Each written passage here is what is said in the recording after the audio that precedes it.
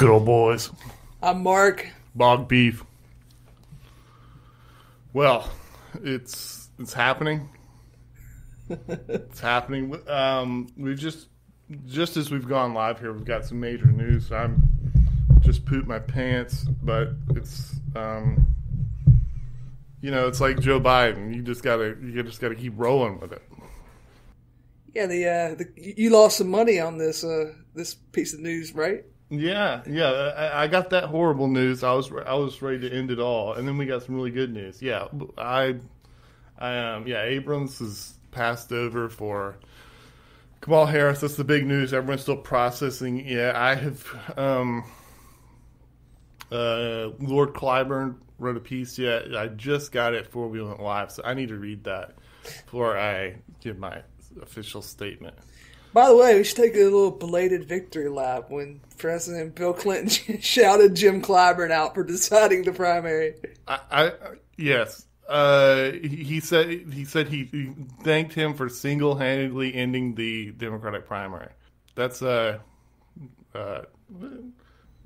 It's like I said to you, you and I have private conversations where we were like, are we talking too much about Jim Clyburn? Is this becoming a meme? Are we going too far with it? And the answer is no. Well, that's the gaslighting thing, right? Like when you think something's really, really obvious and no one else is saying it. But Slick Willie saw it. Nobody else, us and Slick Willie, we were tuned in. We saw this happen. Nobody else though. We fit the profile, yeah. He's kind of a good old boy himself. He is definitely one. You remember that was one of the things from 2016 where there was a report that came out that said he wanted to go to the South and just sort of work rooms and stuff. And their campaign said no, we didn't want to do that. They heard super technological Robbie Moot campaign and said like you need to sit down and shut up. I read that there was a book about her campaign and it had some gems in it. And one of them was that he saw the results of Brexit. He got really worried. Hey, this could happen in the United States, and they were like, "Excuse me, our algorithms say otherwise." And his wife Peggy healed her way right into the leader of the resistance. Well, one of the news items that I think is politically relevant, but at one of these levels where people don't really talk about it. Did you see Trump bring up he's going to ban TikTok videos? Yes, hell yeah. Also thrown in there was WeChat, which that's a big topic, but I think that's too big. I've heard really, really ways that could be very, very impactful, but not really our wheelhouse. Yeah, but someone claimed that basically Chinese expats in America use WeChat for everything. Yeah, like that basically every mafia in America started out as like, okay, you come over, you're in your ethnic enclave, you don't speak the language good, you don't know how to do your taxes and stuff, and sort of you got to do all your business through the mafia. Mainstream America has that too, right? What's that? U.S. embassies. Yeah. I was going to say us, but that's definitely that's not us. We're not part of that. So, like, the Chinese Red Party is being, like, through WeChat, doing all that. It's interesting. So, I bet they do their remunerances through that shit. But, so, TikTok fucks with your mind. That's really what it does. I've never used it. Motherfucker, you've been on Twitter. You've seen these videos where you watch the video, and OK Boomer Girl was TikTok, right? Yeah. We were talking about this before in terms of like there's all these like the real big names in politics and stuff like that, like the people like Larry Summers and like the people behind the scenes. They think about this stuff all the time. Like how do you move people's opinions without costing any money? Right? Sure, laundering it. And video always comes up because you see a video, it fucks with you. It could be a video of like something that happens 1 in a billion times, but it fucks with you. It makes it real. Yeah, it's like you saw it. When you see something, it's different than reading about it. Yeah, well, it grabs your. This is part of the reason why every shitty media company tried to do a pivot to video in the last 10 years, because it grabs your attention a lot more. You're more likely to remember it, and like you said, you can take a Black Swan event and make it something that just people think happens constantly, are always terrified about it. And we do that. By the way, they already do that with police shootings. Because everyone has seen a TikTok video that pisses them off and stuff like because they'll always be this like real proud dancing going on as it reveals, and like they point to like a sentence or something that's like it's just like the grossest thing. Yeah, I hope you all die, or some shit like this. Or, like, I just sold my baby to slavery. And, Drake is in the background. Everywhere. Don't you remember when the OK Boomer woman was the trending topic? Every woman on Twitter that we follow just fucking hated her guts. Yeah, she single-handedly ended the Bernie Sanders campaign. Yeah. She's cashing checks from Clyburn. Yeah. The first that I think most people saw of TikTok was the hit or miss girl. You remember her? Yeah, much prettier than the OK Boomer girl, by the way. Yes. See, this gets interesting because I think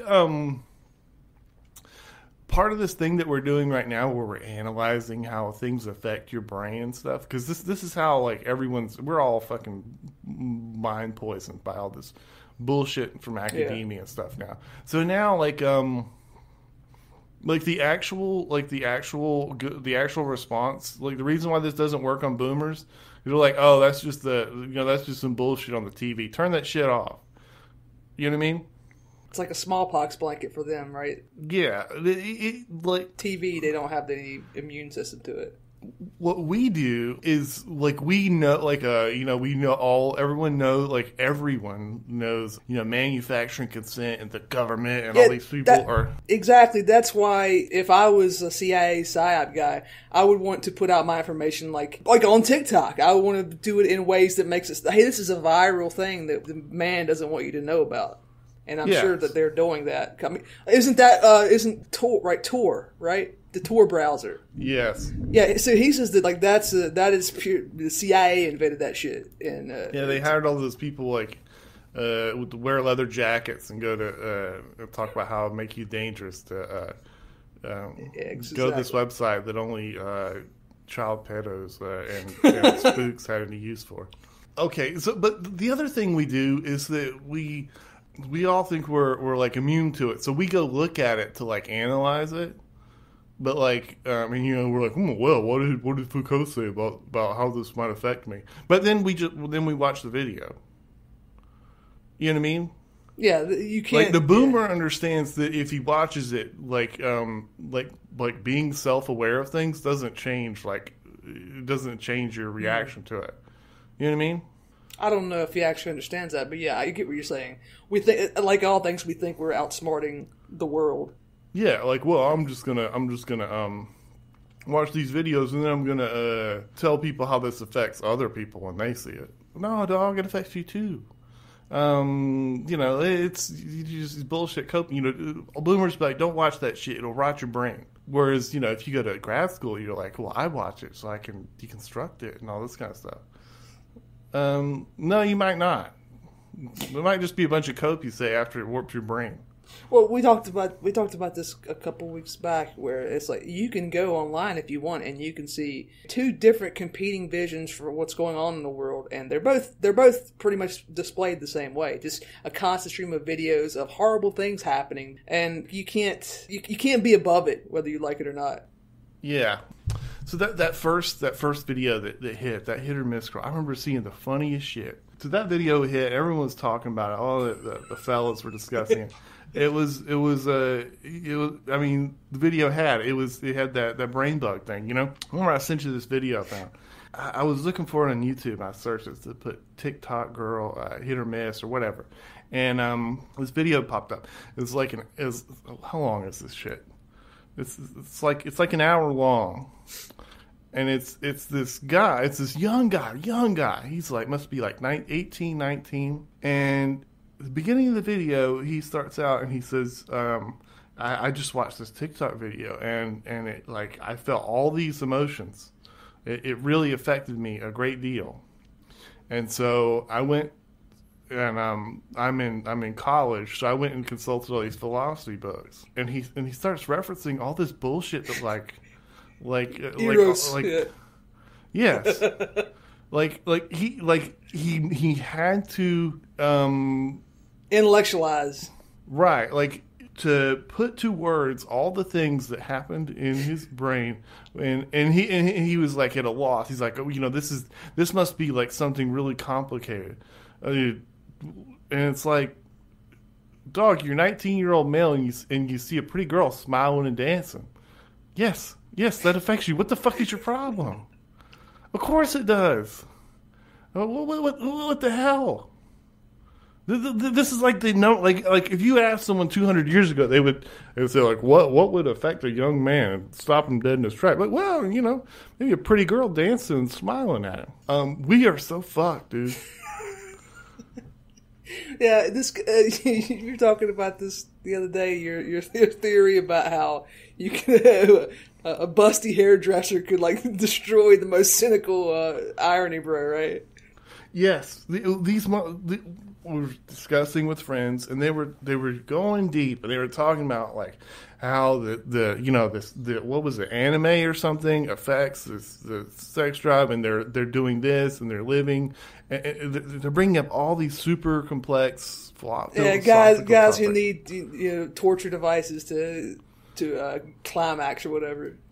Right. Because the things they post on the internet, things they post alone in their house, far away from a woman, maybe they claim all these things. Well, I mean, they might be corrected. Like if you're sitting in front of your laptop and you're watching pornography, you might need to do like all kinds of weird stuff to yourself eventually. But that has nothing to do with what you're talking about. No, and this of course there's maybe you might have to. What was it? Bronze Age pervert was talking about. He said women in the future, they'll need to be ran over by a stampede of wild horses to feel anything sexually. he said like right now you need like a 14-inch dick, tattoos. To get a woman to trend body, full steroid body. But the thing is, this is all total bullshit. Well, for women, it could be true because women can get a man frequently. Like, you don't think so? I don't believe it. No. We have firsthand evidence. That's evidence too. That's true. But let's start. Okay. So you ever like been in line? Like anywhere, like you get to check out the cashier before the COVID thing. Now they got that bullshit where you got to stand out in the fucking like. Yeah, a young woman delivers like groceries to me like I'm King Louis the 14th. Yeah, and now I remember the before time when plebs shopped for themselves. Yes, continue. Yeah, now you have to like stand 10 feet back, like in the line at the grocery store. So you're standing in the way of everyone trying to like get through the grocery store. You feel like a dick. But before you just stand in line. If you get like about a foot or two away from an attractive person of the opposite sex, like things happen. Yes, to you. Things that like philosophers are not going to be able to describe all these chemical interactions that are going on in your brain, man. You start feeling stuff. Oh my God, you might start sweating. Holy shit. There's not a thought bubble in your head of like what you're thinking. It's not a bubble. You're an animal. You're not thinking about all that stuff. And like, well, wherever we're in line, this is a that's a woman with this job. No. This didn't work like this. This is why people in the middle. This is why nobody in the Middle East will let you hang out with their sister. I told you about this. This happened to me last year. I was actually literally in a grocery store, and a woman walked into the line next to me, and she was like 6 feet tall and just long legs, just flawless skin. She perfectly symmetrical, but just a beautiful person. Someone who could have been, they could have been in the movies on TV, or you're not going to see tons of people like that. And I stared at her for a second, which is very impolite, by the way. You shouldn't do that. And but you weren't staring at her. You were out to lunch. Yeah, Merrick was gone. You weren't in your body. Man, luckily she didn't notice. Didn't get maced or anything. But it's powerful stuff. This is one of the things that bothers me most about new atheists and stuff. They don't really believe that events that happen when these kind of events happen, it is extra normal. This used to be very, very understood in the film industry. They would show the little white glow. Yeah, slow motion. Yeah, slow motion. Fucking moving in stereo starts playing. Yeah, hell yeah. Yes, absolutely. You ever given a speech in front of people? Yeah. The fluorescent lights that are above your head, they objectively don't get any brighter. They get brighter, though. They get way brighter. That itch you have on the side of your eyeball, it suddenly gets super itchy. This is not this is essentially paranormal. Yeah, here's a good one. You're in love with a woman, and you see a picture of her, you see her. And then later on, after things haven't worked out, you look at the same picture again. Mm-hmm. Oh, different human being, right? Yes, and it's not that I don't think it's the same thing. This goes deep. This goes deep. It goes real deep, motherfucker.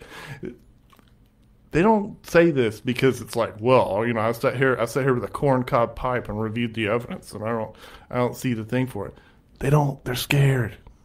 It's scary. Yeah, it's scary to feel things that you didn't sign up for. Yeah, they're like secular Gnostics, and this is the worst possible thing for somebody like that, because it's something that you can't quantify and it's completely out of your control.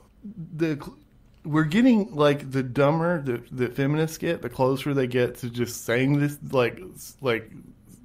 being very clear about this, one of my favorite things I read last year was a glowing review of what's that the comedy show that was in Australia where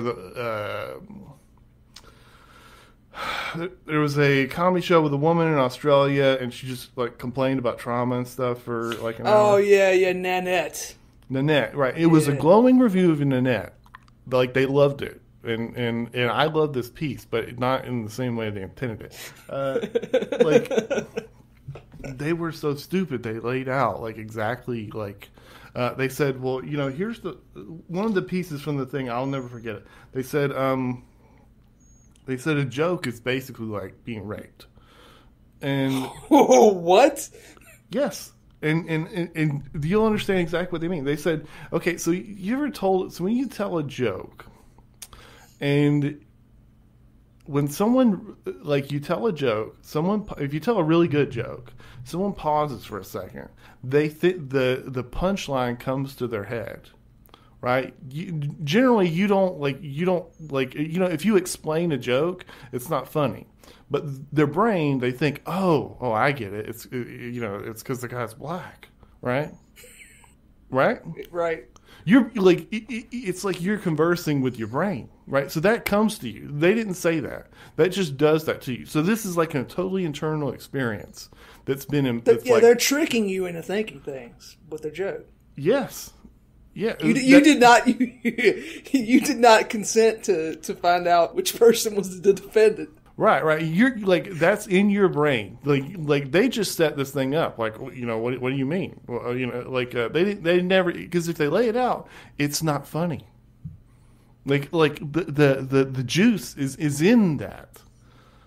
This is what's very funny and what makes it therapeutic and stuff. A lot of people talk about this, but really, if you want to get people together that are very different, you start telling racist jokes about each other.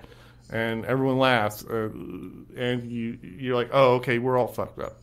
We've had many arguments many times with people about this, and they always say, like, well, excuse me, but I'm a working class person, and I've never heard anybody say things like this in the workplace. And you always know when you hear that, well, either that person's lying or they're the narc and everybody knows it. Yeah, I so much reject that it's like there is not any dangerous work that requires trust among men that does not that doesn't come with horribly bigoted humor. You have to trust these motherfuckers. Hell yeah. If you go to an army unit,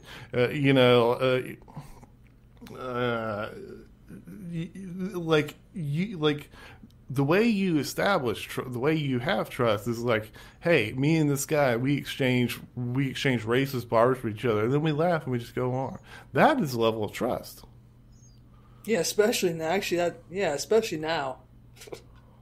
Yeah, we are really homies. Your commitment to any kind of race or something like that. That's I trust this guy to keep me alive when we go into combat. That's a big deal. Well, and I guess Nanette was like you pureed, pre-chewed kind of thing, where it's not anything what we would call humor. It's just I'm just going to tell you sad stories about things that happened to me, and then you can, I guess, enjoy it, and you're not going to get mind raped by any clever punchlines, right? Well, I mean, what happened to stand-up comedy, and I don't know if stand-up comedies were saying, I don't know, it's not really. I adored stand-up comedy growing up. We used to watch that shit on Comedy Central, like when we were kids, constantly, right? Oh, non-stop. Yeah, in the summertime, man, when school was out, I would sit around, watching that shit on TV. I loved it. Absolutely. It was just like it was like videos. And whenever they would show any original programming, it all sucked, except for like Dr. Katz was funny, but it was just like light animation applied to stand-up comedy bits. Yeah, and a little bit of improv. Yeah. But with stand-up comedy is the same thing that basically social justice done like every single institution forever. Like there's this place where people go, there's a stage where lots of people listen, and that's why they're like, well, you can file angry letters and do all this stuff, and like, okay, so now I'm up on stage, like I don't even tell jokes, but thanks for the stage, I'm here. They can't do that totally, because still the biggest names are all people who say stuff that really pisses them off. The red-haired guy who jerks off in front of people, and Dave Chappelle. That's rather crude, sir. it's a what they call a callback. Yeah, and we're speaking of there's just maybe this is like a horrible liberalism or something. Explaining the joke, explaining the point is it's that. Well, first off, it's just wrong because it's not funny. There's no anything that's worth anything involves some teamwork, and camaraderie, and sign up. And we're in let's look at this at politics. So or what we're doing right now. Let's get self-referential. So it's my understanding there's been some discussion about the last episode we did. I was stinking ass drunk the entire time. I can confirm this. But at the end of the episode, I was just sort of like, I was closing it out because there's two bog beefs, and I was at that point I was like, okay, I've got a pretty good handle on I was in a fraternity. I know what's going on in myself when I'm stinking drunk. And at that point, I was like, okay, I'm about to say au revoir to the bog beef that gets up in the morning and pays his taxes and stuff. He's going bye-bye, and someone else is taking the wheel soon. I was like, okay, we should go ahead and ease on out of here. But So if you listen, you're like, well, what the hell? Like, this guy's complaint is that Sam Christ didn't get to molest enough women. Is the game guy? No. But the point is, I put this out there, and then you cobble it together. To explain it, this goes in short explanation. This goes in that piece I wrote, basically, that if you get canceled for saying political things that people don't for narrative control, if you go off the narrative, you can get canceled for absolutely nothing. There are still cancellations. Cancellations exist outside of that, but it's completely different. It's like career stuff, and I want your job, or maybe a genuine thing. But it like Sam Christ touched this girl's leg or something like that. This other guy, anally violated 13 cosplay models. But like ostensibly, these are supposed to be grouped in the same category of events, and they're clearly not. But anyways, talking about the thing that the evidence that happened, we have firsthand. We were talking to a young lady that works in a university, and they work around very woke people, and there's just sort of nonstop discussion about how men are just pathetic creatures. They're not good people. No one likes them. They're useless, so on and so forth. However, in this environment, there are no real like straight men. They're not really around. I mean, you could be obvious. Well, why would they be? They're worthless. And this young woman was like, it's 3 p.m. I go to the gym every day. I'm going to go to the gym. Running is kind of like if you go play basketball, you go to the basketball court. If you go play volleyball, you go to the volleyball court. If you go running, you run like the course usually has to go through every other piece of the campus gym or whatever, right? You run around the volleyball court. You run around the basketball court. You run around the swimming pool. You with me here? The swimming pool? Yeah, she ran around a rowing team is what she ran around. Right. So she was running through, and I don't remember if it was the swimming. I think it was the swimming team because they were in. What's those little underwear that Italian guys wear to the beach? Speedos. Yeah. It's return to the med. It's everybody knows who you're talking about, by the way. So enjoy the bit. Yeah, well, if your ethnicity is like this is one of these things where this is one of more of your fucking propaganda about Mina baddies and hot blooded med men. Well, I'm not talking about that. I'm just saying, if you're a Hyperborean, you want to stay away from the speed unless you've been tanning all summer. Okay, yeah, fair enough. Right? Some things weren't meant for everybody. Yeah. If you're a lifeguard or something, or you just got back from Bermuda, sure, bring the jewels out. But otherwise, it's that contrast thing. Anyways, so she's running around, and the first thing, if you're in any kind of practice or whatever, what do? You line up and you start running sprints and stuff. Hell yeah, suicides if you're playing basketball. Hell yeah. Anyway, so all 13 males passed like within 2 feet in front of her. So these are guys like 20, 21, shredded to the gills, essentially in their what Italians call a swimsuit. She said that it started to feel dizzy. So like the first thing that happened, remember we're back to New Atheist World, right? Right. So we're back in New Atheist. So anything that you see is what you see, what you laid eyes on. There's no like people don't glow. There's no, everything that happens is what you see and how you work it out on paper with your Foucault books later, right? Okay, we're in that world. Okay, this is a different world. This is a world where you're standing there. 13 guys run right past you, about a foot, 18 inches. I think it was 2 or 3 feet in front of her. She had no idea this is happening. You turn around, boom, it happens. She said immediately she started feeling faint.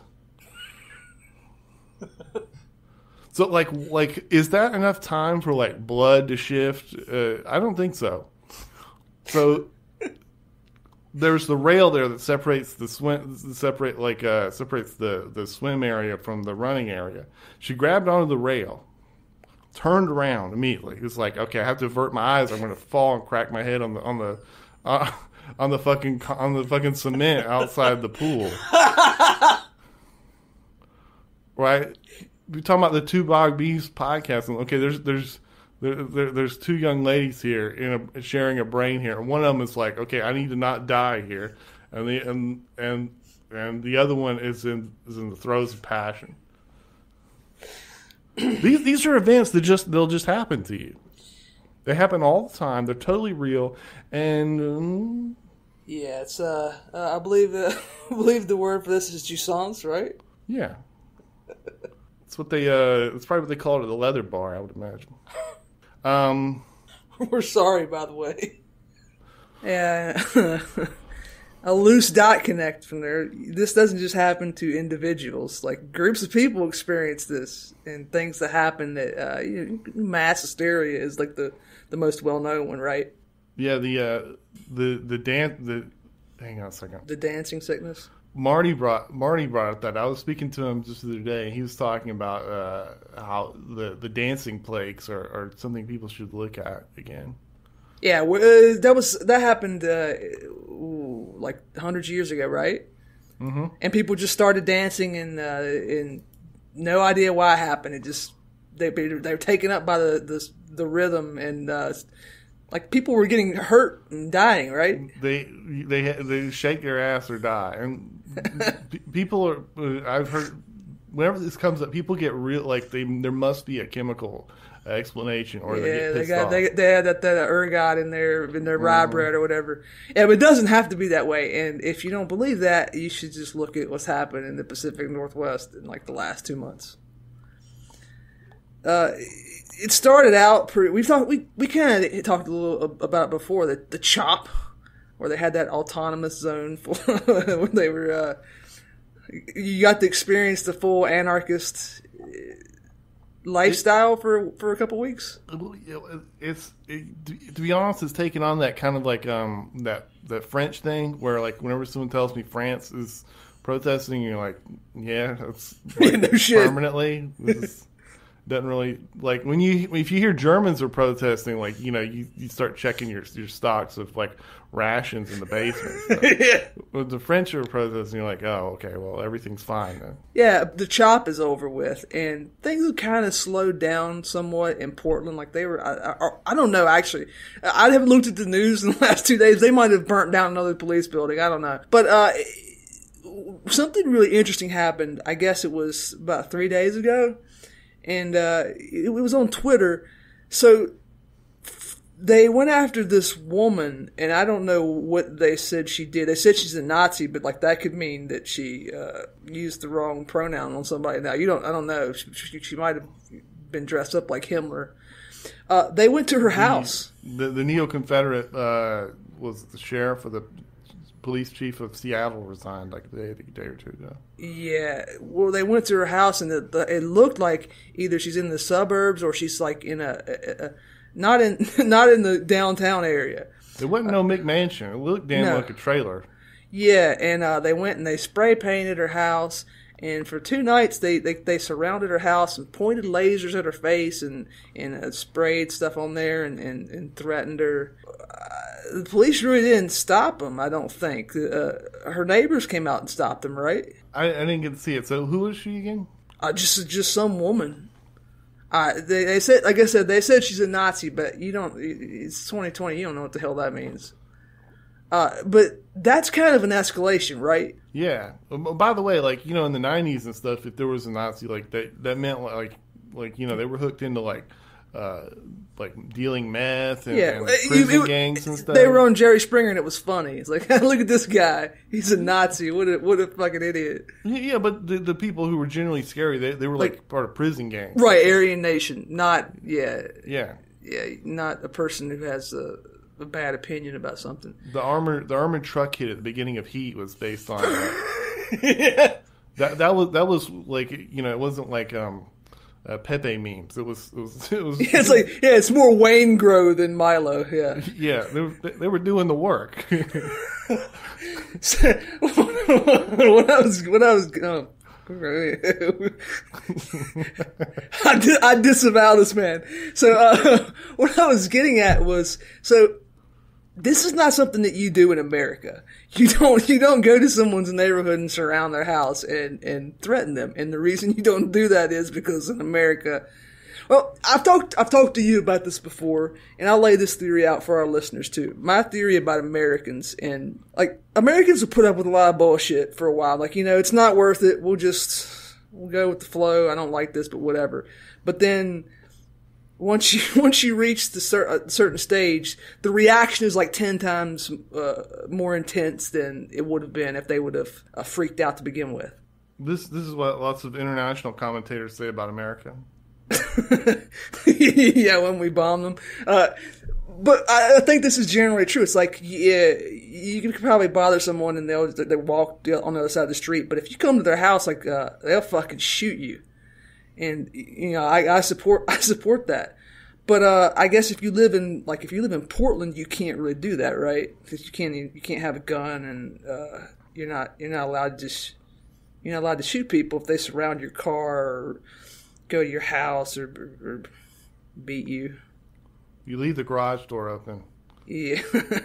And then you mag them. Yeah, sorry. I said, when I was in Hunter's education class as a teenager, the Hunter's education guy went over when you're allowed to shoot somebody on your property. And he told us, I was like 12 years old, and I'm sitting there, and the guy was like a retired county sheriff or something. And he goes, "Look, you can't shoot him and then pull him onto your porch. You have to let him come on. You have to let him come onto the porch first, and then you can light him up." I wonder what compelled him to go over that.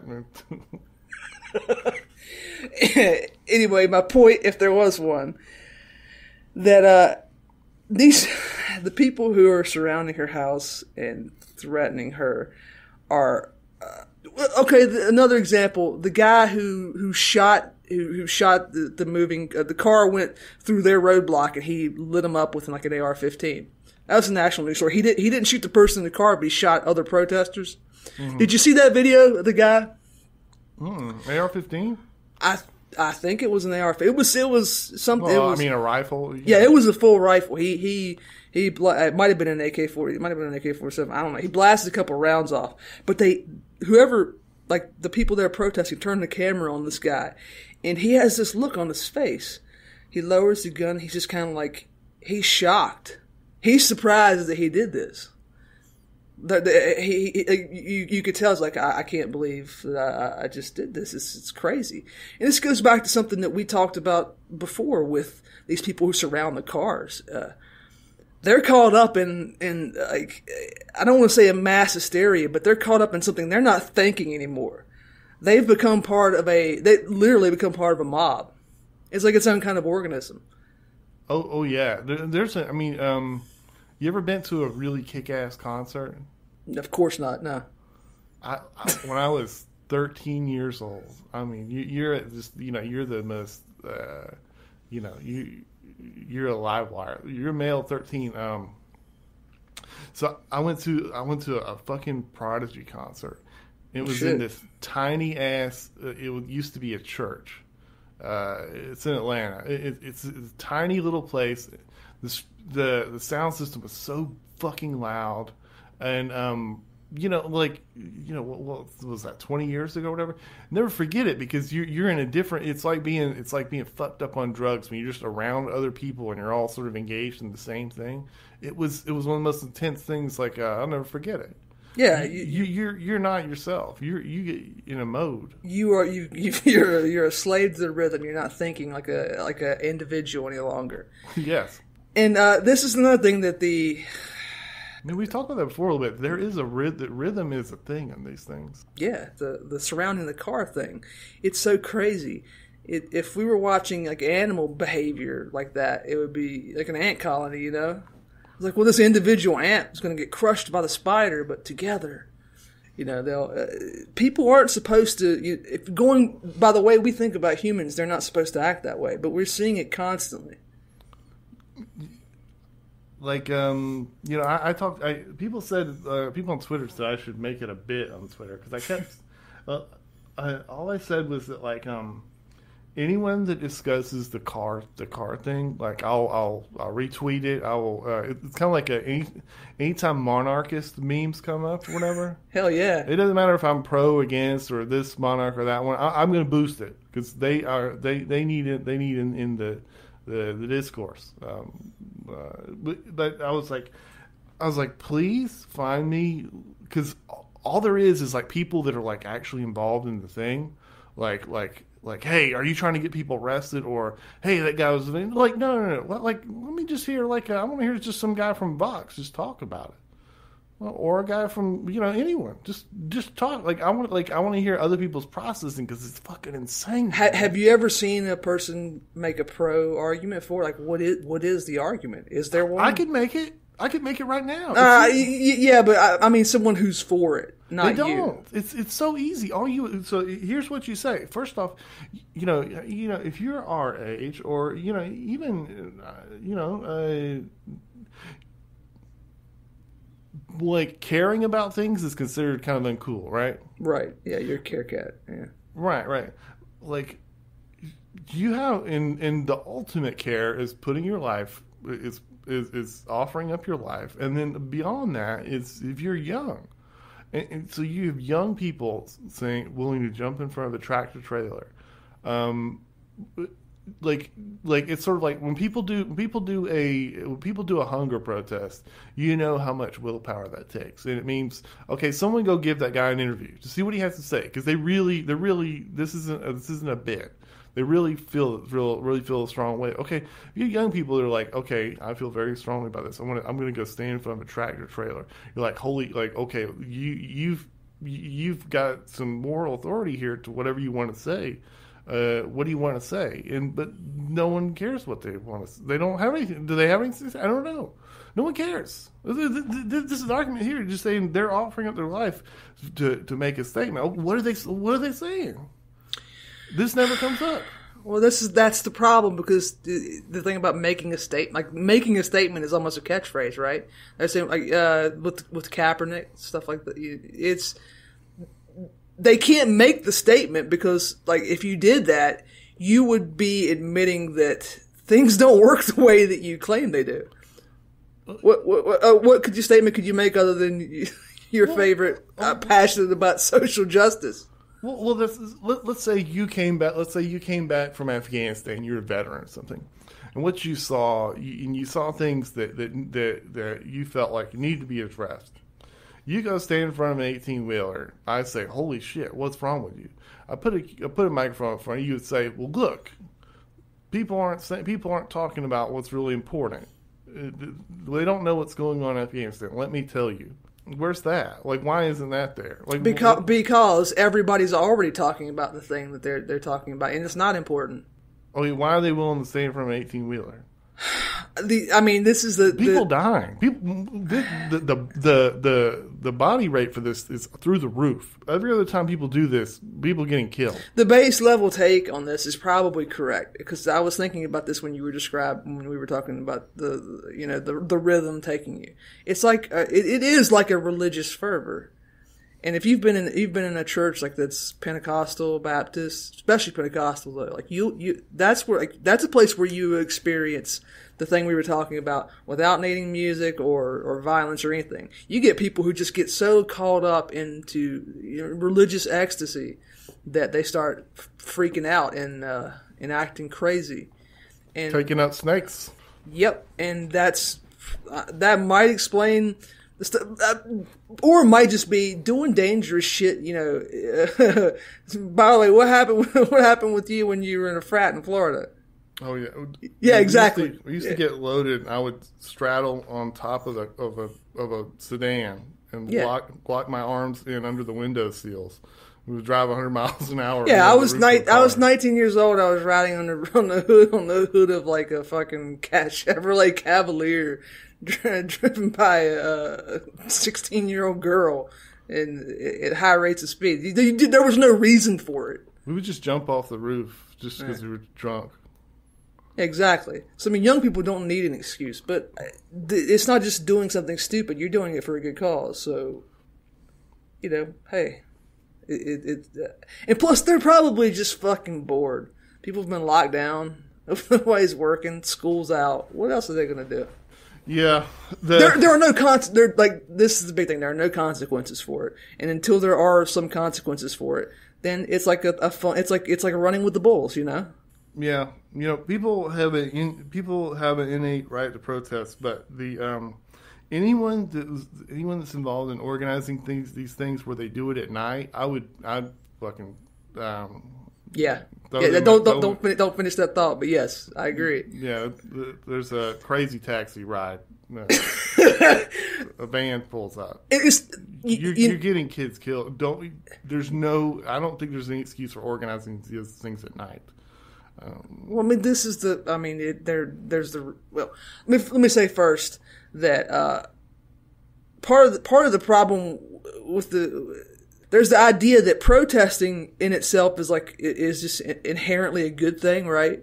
Like there's something essentially good about protesting. It's just like a good thing to do. It's like brushing your teeth. You know what I'm saying? Well, yeah, you're. I mean, like by the definitions of the words, you're not in power, and you're saying, "Hey, yeah, that's utter bullshit." Like, there's nothing inherently good about protesting. It's in fact, I would put it the other way. Like, it's inherently a bad thing, but you could say, "Well, I'm so mad, I'm going to riot to change things." Okay, whatever, but it's not an inherently good thing. So when people are like fucking up their neighborhoods over and over again every night for weeks on end, there's nothing redeeming about that. It's just chaos. And my dad had the best quote about this, and I showed it to you. When the riots first started, we were joking about it, and he sent me a text, and he goes, "If I was 20 years old, this would be cool, but I'm not, so it isn't."